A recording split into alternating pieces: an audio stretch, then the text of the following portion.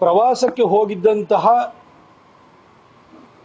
ಹಿಂದೂ ಪುರುಷರನ್ನ ಹೆಕ್ಕಿ 28 ಜನರನ್ನ ಮಾರಣ ಹೋಮವನ್ನು ಮಾಡಲಾಗಿದೆ. ಬಹಳ ಸ್ಪೆಸಿಫಿಕ್ ಆಗಿ ಧರ್ಮವನ್ನು ಕೇಳಿ ಅದನ್ನು ಖಾತ್ರಿಪಡಿಸೋದಕ್ಕೋಸ್ಕರವಾಗಿ ಅವರನ್ನ ವಿವಸ್ತ್ರನಾಗಿ ಮಾಡಿ ಕ್ರಾಸ್ ಚೆಕ್ ಮಾಡಿ ಕೊಲೆಗೈದಿದ್ದಾರೆ. ಆದರೆ ನಾನು ಈ ಘಟನೆಯನ್ನ ತೀವ್ರವಾಗಿ ಖಂಡಿಸ್ತೀನಿ. ನನಗೆ ಬಹಳ ದುಃಖವಾಗಿದೆ. ಮುಸಲ್ಮಾನರು ಧರ್ಮಾಂಧರು, ಅವರ ಧರ್ಮಾಂಧತೆ ಇದಕ್ಕೆ ಕಾರಣ ಅಂತ ಖಂಡಿತ ನಾನು ಹೇಳುವುದಿಲ್ಲ. ಆದರೆ ಈ ನಿರಭಿಮಾನಿ, ಜಾತಿವಾದಿ, ಬದ್ಧತೆ ಇಲ್ಲದ, ಒಗ್ಗಟ್ಟಿಲ್ಲದ ಹಿಂದೂಗಳನ್ನು ನಾನು ಕೇಳಲಿಕ್ಕೆ ಬಯಸ್ತೇನೆ. ಆ ಘಟನೆಯಲ್ಲಿ ಕೊಲೆ ಆಗಿರುವಂತಹ ಮಂಜುನಾಥ್, ನೀವು ಮಂಜುನಾಥ್ ಮುಂದೆ ರಾವ್ ಇದೆಯೋ ಶರ್ಮಾ ಇದೆಯೋ ಅಂತ ಅವ್ರು ಕೇಳಲಿಲ್ಲ. ನೀ ಹಿಂದೂನೋ ಅಲ್ವೋ ಅಷ್ಟೇನೆ ಕೇಳಿರೋದು. ನಿಮ್ ಮುಂದೆ ಮಂಜುನಾಥ ಗೌಡ ಆಗಿದ್ರು ಕೊಂದಿರೋರು, ಮಂಜುನಾಥ್ ಹಿರೇಮಠ ಆಗಿದ್ರು ಕೊಂದಿರೋರು, ಮಂಜುನಾಥ್ ಹಾಲಮತದವನಾಗಿದ್ರು ಕೊಂದಿರೋರು, ಮಂಜುನಾಥ್ ವಾಲ್ಮೀಕಿ ಆಗಿದ್ರು ಕೊಂದಿರೋರು, ಮಂಜುನಾಥ್ ಅಯ್ಯ ಆಗಿದ್ರು ಕೂಡ ಕೊಂದಿರೋರು. ಆದ್ರೆ ಮಂಜುನಾಥ್ ಒಂದು ವೇಳೆ ಮೊಹಮ್ಮದ್ ಆಗಿದ್ದಿದ್ರು ಬಿಡೋರು. ಇದನ್ನ ಅರ್ಥ ಮಾಡ್ಕೊಳ್ಬೇಕು ಈ ಹಿಂದೂಗಳು. ಈ ನಿರಭಿಮಾನಿ, ಜಾತಿವಾದಿ, ಬದ್ಧತೆ ಇಲ್ಲದ, ಒಗ್ಗಟ್ಟಿಲ್ಲದ ಈ ಹಿಂದೂಗಳಿದಾರಲ್ಲ, ಈ ದರಿದ್ರ ಮನಸ್ಥಿತಿಯಿಂದ ಹೊರಗಡೆ ಬರಬೇಕು. ಈ ತರ ಘಟನೆಗಳಿದೇನು ಹೊಸದಲ್ಲ. ಆದ್ರೆ ಒಂದು ಯೋಚನೆಯನ್ನ ಮಾಡಿ, ಎಷ್ಟು ಘಟನೆಗಳಾಗಿದಾವೆ ನೋಡಿ. ಈ ಹಿಂದೆ 2000 ಇಸ್ವಿಗೆ ಹೋಗಿ ಇದೇ ಕಾಶ್ಮೀರದಲ್ಲಿ ಬಿಲ್ ಕ್ಲಿಂಟನ್ ಇಂಡಿಯಾಕ್ಕೆ ಬರ್ತಾ ಇದ್ರು.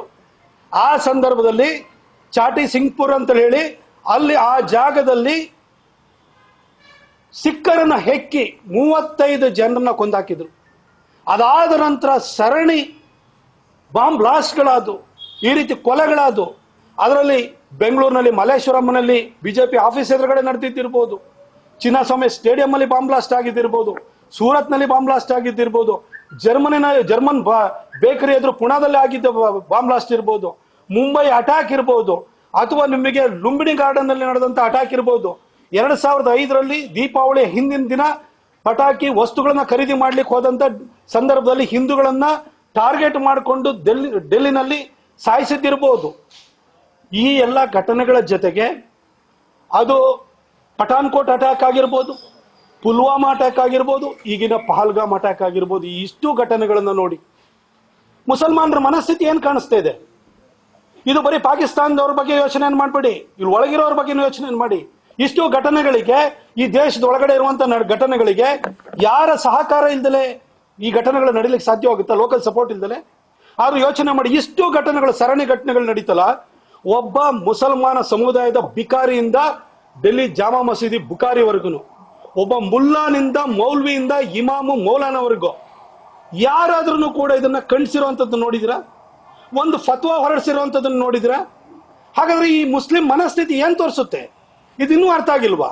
ಇವತ್ತು ಯುರೋಪ್ ಅಲ್ಲಿ ಯಾವ ಪರಿಸ್ಥಿತಿ ಸೃಷ್ಟಿಯಾಗಿದೆ, ಚೈನಾದ ಶಿಂಜಿಯಾಂಗ್ ಪ್ರಾವಿನ್ಸ್ ಅಲ್ಲಿ ಯಾವ ಸ್ಥಿತಿ ಸೃಷ್ಟಿಯಾಗಿದೆ, ಇವತ್ತು ಜಗತ್ತಿನಲ್ಲಿ ನಡೀತಾ ಇರುವಂತಹ ಈ ರೀತಿ ಅವಘಡಗಳಿಗೆ ಯಾರು ಕಾರಣರಾಗಿದ್ದಾರೆ? ಇದನ್ನೆಲ್ಲ ನೋಡಿದ್ರೆ ನಿಮಗೆ ಅರ್ಥ ಆಗ್ತಿಲ್ವ ಮುಸ್ಲಿಂ ಮೆಂಟಾಲಿಟಿ ಏನು ಅನ್ನೋದು? ನಾನು ಯಾವಾಗ್ಲೂ ಕೂಡ ಅಂಬೇಡ್ಕರ್ ಅವರನ್ನ ಈ ರಿಸರ್ವೇಶನ್ ನ ದುರ್ಬೀನ್ ಹಾಕೊಂಡು ನೀವು ನೋಡ್ತೀರಿ. ಆದ್ರೆ ಅಂಬೇಡ್ಕರ್ ನಿಜವಾದ ಮಹಾತ್ಮ. ಅವರು ಅಂಬೇಡ್ಕರ್ 1941ರಲ್ಲಿ ಭಾರತಕ್ಕೆ ಸ್ವಾತಂತ್ರ್ಯ ಬಂದು ನಾವು ಪ್ರತ್ಯೇಕ ಆಗೋದಕ್ಕಿಂತ ಸರಿಸುಮಾರು 6 ವರ್ಷ ಮೊದಲನೇ ಥಾಟ್ಸ್ ಆನ್ ಪಾಕಿಸ್ತಾನ್ ಅಥವಾ ಪಾರ್ಟಿಷನ್ ಆಫ್ ಇಂಡಿಯಾ ಅನ್ನೋ ಪುಸ್ತಕವನ್ನ ಅವ್ರು ಬರೆದ್ರು. ಅದರಲ್ಲಿ ಬಹಳ ಸ್ಪಷ್ಟವಾಗಿ ಹೇಳಿದ್ರು, ಮುಸಲ್ಮಾನರು ಯೂನಿವರ್ಸಲ್ ಬ್ರದರ್ಹುಡ್ ಅಂತ ಮಾತನಾಡುವಾಗ ಆ ಯೂನಿವರ್ಸಲ್ ಬ್ರದರ್ಹುಡ್ ಅಂದ್ರೆ ಅದು ವಿಶ್ವ ಭ್ರಾತೃತ್ವ ಅಲ್ಲ, ಅದು ಬರೀ ಮುಸ್ಲಿಂ ಬ್ರದರ್ಹುಡ್ ಅಂತ ಹೇಳ್ತಾರೆ. ಅವ್ರ ಜೊತೆ ಬದುಕಕ್ಕಾಗಲ್ಲ. ಇಷ್ಟು ವರ್ಷದ ಎಕ್ಸ್ಪೀರಿಯನ್ಸ್ ನಾವು ನೋಡಿದೀವಿ. ಅದಕ್ಕೋಸ್ಕರ ಪಾಪ್ಯುಲೇಷನ್ ಎಕ್ಸ್ಚೇಂಜ್ಗೆ ಹೋಗಿ ಅಂತ ಹೇಳಿ ಅವತ್ತೇ ಪರಿಯಾಗಿ ಕಿವಿ ಮಾತನ್ನ ಹೇಳಿದ್ರು. ಆದ್ರೆ ಅಂಬೇಡ್ಕರ್ ಮಾತನ್ನ ಅವತ್ತು ಯಾರು ಕೇಳಲಿಲ್ಲ. ಅಂಬೇಡ್ಕರ್ ಒಬ್ಬರೇ ಇಡೀ ಸ್ವಾತಂತ್ರ್ಯ ಹೋರಾಟದಲ್ಲಿ ಈ ಮುಸಲ್ಮಾನರ ಮನಸ್ಥಿತಿಯನ್ನ, ಅವರು 2 ನೇಷನ್ ಥಿಯರಿನ ಮಂಡಿಸಾದ ನಂತರ, ಈ ದೇಶವನ್ನು ಇಬ್ಬಾಗ ಮಾಡ್ಲಿಕ್ಕೆ ಹೊರಟೋದ ನಂತರ ಅವ್ರನ್ನ ನಿಜವಾಗ್ಲೂ ಸರಿಯಾಗಿ ಅರ್ಥ ಮಾಡ್ಕೊಂಡಂತವ್ರು ಅಂಬೇಡ್ಕರ್ ಮಾತ್ರ. ಇವತ್ತು ಅಂಬೇಡ್ಕರ್ ಏನ್ ಹೇಳಿದ್ರು ಆ ಮಾತು ಸತ್ಯವಾಗ್ತಾ ಇದೆ. ಇವತ್ತು ಇಷ್ಟೆಲ್ಲ ಪರಿಸ್ಥಿತಿ ಬರ್ತಾ ಇದೆ. ಯಾಕೆ ಅಂಬೇಡ್ಕರ್ ಮಾತನ್ನ ತೆಗೆದುಕೊಳ್ಳಿ, ಅವರಲ್ಲಿ ವಿಶ್ವ ಭ್ರಾತೃತ್ವ ಇಲ್ಲ, ಬರೀ ಮುಸ್ಲಿಂ ಬ್ರದರ್ಹುಡ್ ಅಂತ ಹೇಳಿ. ಇವತ್ತು ನೀವು ಯೋಚನೆಯನ್ನು ಮಾಡಿ, ಅದರಲ್ಲಿ ತಿಳಿಗೇಡಿ ಹಿಂದೂಗಳಿಗೆ, ಬುದ್ಧಿಗೇಡಿ ಹಿಂದೂಗಳಿಗೆ ಹೇಳಲಿಕ್ಕೆ ಬಯಸ್ತೀನಿ. ನೀವು ಯೋಚನೆಯನ್ನು ಮಾಡಿ, ನೀವು ಮುಸ್ಲಿಮರನ್ನ ದೂಷಣೆ ಮಾಡುವಂಥದ್ದಲ್ಲ, ಆದ್ರೆ ಅವರಲ್ಲಿರುವಂತ ಒಂದು ಇಕೋಸಿಸ್ಟಮ್, ಅವ್ರ ಮೈಂಡ್ ಸೆಟ್ ಅನ್ನು ಅರ್ಥ ಮಾಡ್ಕೊಳ್ಳಿ. ಪ್ರತಿನಿತ್ಯನೂ ಕೂಡ ಮಸೀದಿ ಮೇಲೆ ಮೈಕ್ ಇಟ್ಕೊಂಡು ಅಲ್ಲಾಹನ್ ಬಿಟ್ರೆ ದೇವ್ರಿಲ್ಲ ದೇವ್ರಿಲ್ಲ ದೇವ್ರಿಲ್ಲ ಅಂತ 3 ಹೊತ್ತೂ ಕೂಡ ಬಂಬಡಿ ಬಜಾಯಿಸ್ತಾರೆ. ಆ ಮಗು ಏನ್ ಕಲಿತಾರೆ? ನಿಮ್ಗೇನಾದ್ರು 10 ಜನ ಹಿಂದೂಗಳ ಮಧ್ಯದಲ್ಲಿ ಒಬ್ಬ ಮುಸ್ಲಿಂ ಇದ್ರೆ ಅವನಂತ ಒಳ್ಳೆಯವನೇ ಇರಲ್ಲ, ಆದ್ರೆ 10 ಜನ ಮುಸಲ್ಮಾನರ ಜೊತೆ ಒಬ್ಬ ಹಿಂದೂ ಇದ್ರೆ ಅವ್ರ ಮನಸ್ಥಿತಿ ಏನು ಅನ್ನೋದು ಅರ್ಥ ಆಗುತ್ತೆ. ಯಾಕೆಂತಂದ್ರೆ ಅವ್ರದ್ದು ಅಪ್ಬ್ರಿಂಗಿಂಗ್ ಹಂಗಿದೆ, ಆ ಇಂಡಾಕ್ಟ್ರಿನೈಸೇಷನ್ ಅನ್ನೋದು ಆ ರೀತಿಯಾಗಿದೆ. ನಿಮ್ಮ ಮಕ್ಕಳನ್ನ ಮಸೀದಿ ಕಳಿಸ್ತಾರೆ. ಅಲ್ಲ, ಯೋಚನೆಯನ್ನ ಮಾಡಿ. ಅವರಲ್ಲಿ ಇವತ್ತೂ ಕೂಡ ನಿಮ್ಮನ್ನ ನಾನು ಕೇಳಲಿಕ್ಕೆ ಬಯಸ್ತೀನಿ, ಸೂರ್ಯ ಭೂಮಿ ಸುತ್ತನ ಅಥವಾ ಭೂಮಿ ಸೂರ್ಯನ ಸುತ್ತುತ್ತಾ? ಅವ್ರ ಮದ್ರಸಾದಲ್ಲಿ ಏನ್ ಹೇಳ್ಕೊಡ್ತಾರೆ? ಸೂರ್ಯ ಭೂಮಿ ಸುತ್ತನಂತೆ, ಭೂಮಿ ಚಪ್ಪಟೆ ಆಗಿದೆಯಂತೆ, ಚಂದ್ರ ಭೂಮಿಗಿಂತ ದೊಡ್ಡವನಂತೆ, ಗಾತ್ರದಲ್ಲಿ ದೊಡ್ಡವನಂತೆ, ಈ ರೀತಿ ಹೇಳ್ಕೊಂಡು ಬರ್ತಾರೆ. ಇವರಿಗೆ ಲಾಜಿಕಲ್ ಮೈಂಡ್, ಲಾಜಿಕಲ್ ಥಿಂಕಿಂಗ್ ಎಲ್ಲಿ ಬರಕಾಗುತ್ತೆ? ಮದ್ರಾಸದಲ್ಲಿ ಓದಂತವ್ರು ಚಿಕ್ಕದ್ರಲ್ಲಿ ಇರ್ಬೇಕಾದ್ರೆ ನಮ್ಮ ಮನೆಯಲ್ಲಿ ವೇದ ಉಪನಿಷತ್ತನ್ನ ನಾವು ಕಲಿಸಲ್ಲ. ವೇದ ಉಪನಿಷತ್ತುಗಳು ಸೈನ್ಸ್ಗೆ ಬಹಳ ಪೂರಕವಾಗಿದ್ರು ಕೂಡ ನಾವು ಅದನ್ನು ಕಲಿಸಲ್ಲ. ಆದ್ರೆ ಸೈನ್ಸ್ಗೆ ತದ್ವಿರುದ್ಧವಾಗಿರುವ ವಿಚಾರಗಳನ್ನೇ ಮದ್ರಾಸದಲ್ಲಿ ಕಲಿಸ್ತಾರೆ. ಅವ್ರ ಮನಸ್ಥಿತಿ ಹೆಂಗ್ ಬದಲಾಗಕ್ಕೆ ಸಾಧ್ಯ? ಇನ್ನಾದ್ರೂ ಅರ್ಥ ಮಾಡ್ಕೊಳ್ಳಿ. ನೀವು ಇವತ್ತು ಎಲ್ಲ ಪಾಕಿಸ್ತಾನದಿಂದ ಬಂದು ಯಾರನ್ನೋ ಅಲ್ಲಿ ನಿಲ್ಲಿಸ್ಬಿಟ್ಟು ನಮ್ಮವ್ರನ್ನ ಕೊಂದಿದ್ದಾರೆ ಅಂತ ತಿಳ್ಕೊಳ್ಬೇಡಿ. ದೇಶದೊಳಗಡೆ ಇಷ್ಟು ಘಟನೆಗಳು ಸಂಭವಿಸ್ತವಲ್ಲ, ಇಲ್ಲೇ ಪೊಲೀಸರ ಮೇಲೆ ದೌರ್ಜನ್ಯ ಮಾಡ್ತಾರೆ, ಇಲ್ಲೇ ಉದಯಗಿರಿ ಸ್ಟೇಷನ್ ಮೇಲೆ ಆಕ್ರಮಣ ಮಾಡಿದ್ರಲ್ಲ, ಇವ್ರ ಬಗ್ಗೆ ಏನ್ ಹೇಳ್ತೀರಿ? ಇವರೆಲ್ಲರೂ ಕೂಡ ದೇಶದ ಒಳಗಡೆ ಇರುವಂತರು ಟೈಮ್ ಬಾಂಬ್ ತರ ಇದಾರೆ. ಈಗ ಇವ್ರ ಬಗ್ಗೆ ಯೋಚನೆ ಮಾಡಿ. ಇದಕ್ಕೆ ಏನ್ ಪುಲ್ವಾಮಾದಲ್ಲಿ ಮತ್ತು ಪಹಲ್ಗಾಮ್ ಅಲ್ಲಿ, ಪಠಾನ್ಕೋಟ್ ಅಲ್ಲಿ ನಡೆದಂತ ಘಟನೆಗಳಿಗೆ ಆಕ್ರೋಶ ವ್ಯಕ್ತಪಡಿಸೋದು, ಕಣ್ಣೀರು ಸುರಿಸುವಂತದ್ದು ಆಯ್ತು.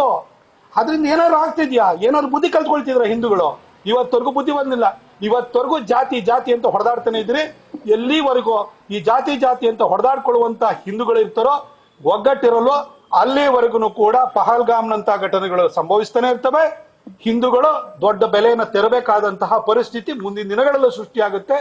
ಅದಕ್ಕೋಸ್ಕರವಾಗಿ ಈ ಪಹಲ್ಗಾಮ್ ಘಟನೆ ನಂತರನಾದ್ರೂ ಕೂಡ ಜಾತಿ ಬಿಟ್ಟು ಇನ್ನಾದ್ರೂ ಹಿಂದೂಗಳು ಒಂದಾಗಿ ಮುಸಲ್ಮಾನರ ಜೊತೆ ಭ್ರಾತೃತ್ವ ಅನ್ನೋದು ಸಾಧ್ಯ ಇಲ್ಲ. ಇದರಲ್ಲಿ ಮೀಡಿಯಾದಲ್ಲಿ ತೋರಿಕೆಗೆ ಅಷ್ಟೇನೆ ಮುಸಲ್ಮಾನರಲ್ಲಿ ಯಾವುದೇ ಘಟನೆ ನಡೆದ ಮುಸಲ್ಮಾನರೆಲ್ಲ ಕೆಟ್ಟವರಲ್ಲ ಅಂತ. ಬಟ್ ಕೆಟ್ಟವರೆಲ್ಲ ಮುಸಲ್ಮಾನರು ಯಾಕಾಗಿರ್ತಾರೆ ಸರ್?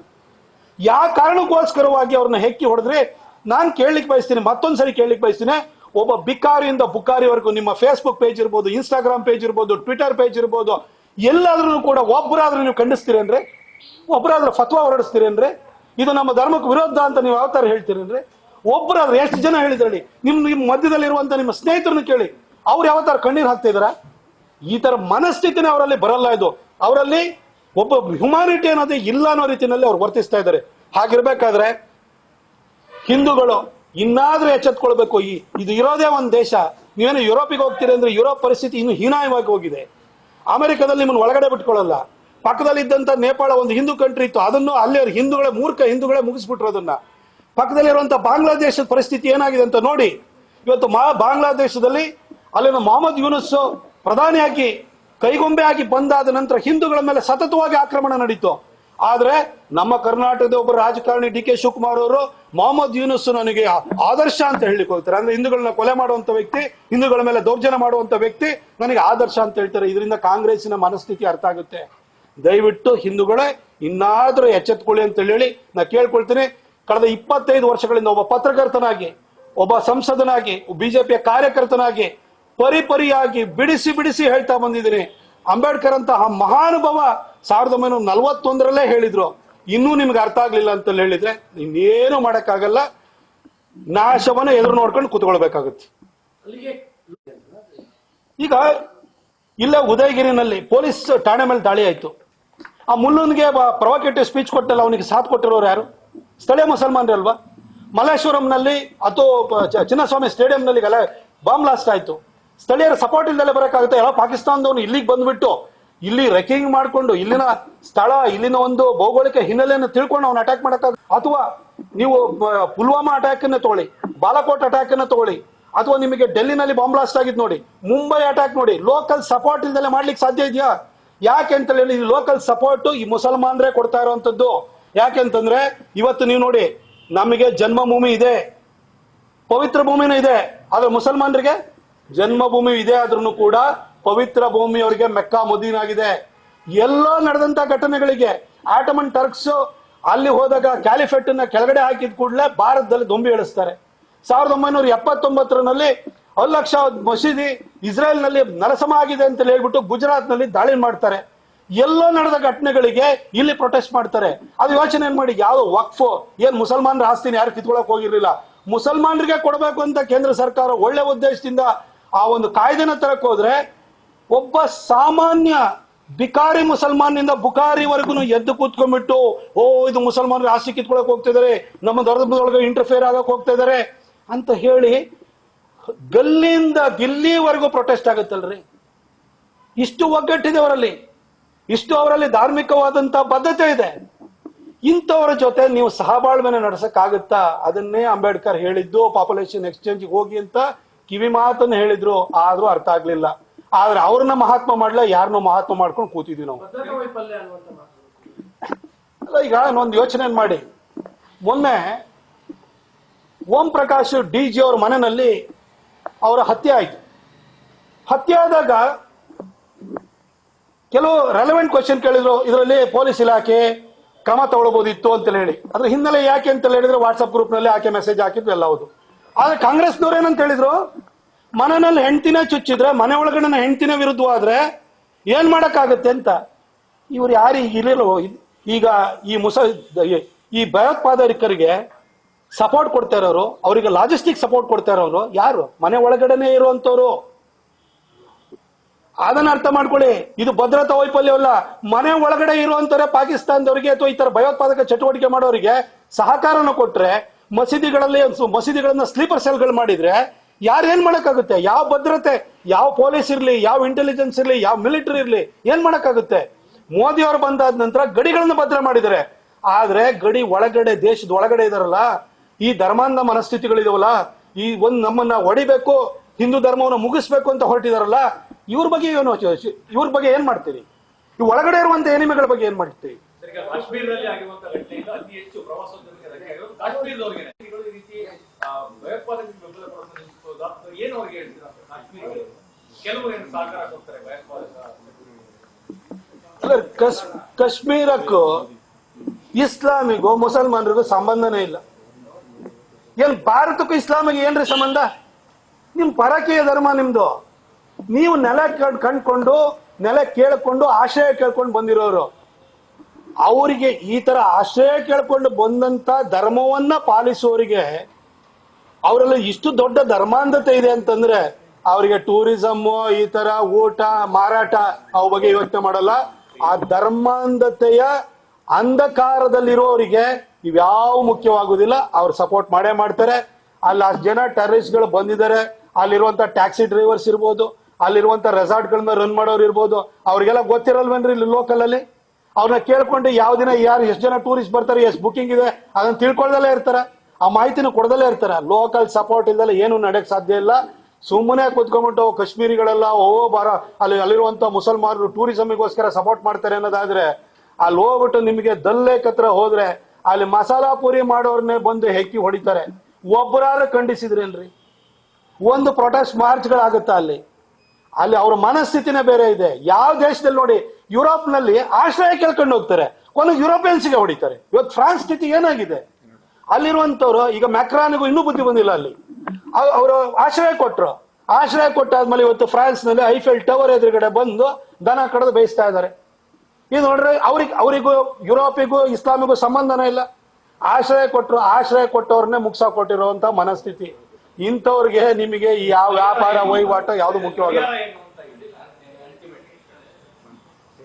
ಅಂಬೇಡ್ಕರ್ ಅವರನ್ನ ಇವತ್ತಾದ್ರೂ ಕೂಡ ಈ ದೇಶ ಕಂಡ ಅತ್ಯಂತ ಪ್ರಬುದ್ಧ ವ್ಯಕ್ತಿ. ಅವರ ಹೇಳಿರುವಂತ ಮಾತುಗಳಲ್ಲಿ ಜ್ಞಾನದ ದಿಗ್ದರ್ಶನ ಇದೆ ಅನ್ನೋದನ್ನ ಅರ್ಥ ಮಾಡಿಕೊಂಡು ಇದಕ್ಕೆ ಹೆಡೆಮುರಿ ಕಟ್ಟುವಂಥದ್ದು ಒಂದೇ ಉಪಾಯ. ಹಿಂದೂಗಳು ಒಗ್ಗಟ್ಟಾಗಿರುವಂಥದ್ದು ಅದಕ್ಕಿಂತ ದೊಡ್ಡ ಉಪಾಯ ಅನ್ನೋದನ್ನ ಅರ್ಥ ಮಾಡ್ಕೊಂಡ್ರೆ ಸಾಕು.